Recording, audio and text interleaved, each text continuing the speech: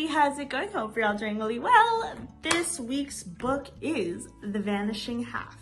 So I'm just gonna get right into it. I found it to be a bit of a hard read personally, and part of that is it was one of those books where if you zone out for a little bit, you lose track of what's happening. And I think that is the beauty of the book, because it does require you to have, it requires you to sit down. We are going to be addressing the topic of colorism. So basically, I'm going to give you a little synopsis of the book, and I'll be really quick with this one. So Stella and Desiree leave their community. Desiree returns years later with a child who's dark-skinned because she married a dark-skinned man, whereas Stella loses her identity as a Black woman because she is white passing, and she marries a white man and lives life as a white woman. And so, it's deep. And I like how, so with the author, the way that she did the book, she's very upfront about the colorism. She doesn't try to sugarcoat it. Like it's right there in front of you. Like you can't deny it. And that is something that I really liked about the book. And it really, so we get a little bit of, excuse me a second, I could relate to Jude. So Jude is Desiree's daughter. So like I said, Desiree married a dark-skinned man and had a child who's also dark-skinned. And so in the book, we're kind of given an understanding of what life is like for Jude and Mallard as a young child, as a young dark-skinned child. And so that to me, it was because, so self-disclosure, safe space.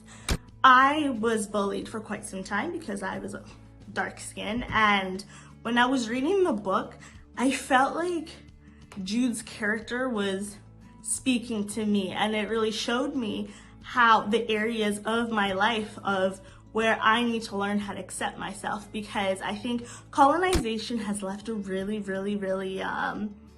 terrifying thing, which is colorism, and within the Black community as well. I think because that's the part that hurts me the most. So it really hurts me when people of color are not liking one another or don't like people that have dark skin. And that is something that you will also find in Stella, where as she's living as a white woman, you can see how she does not like people of color and people that are visibly Black.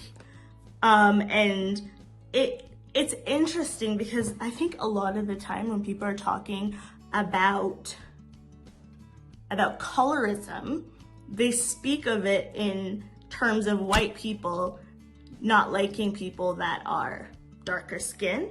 Whereas in this story, it's right there where you have people of color that are light skinned hurting people of color that are not white passing, which is really sad to me because it kind of shows that we still have a little bit of that stuff within our communities.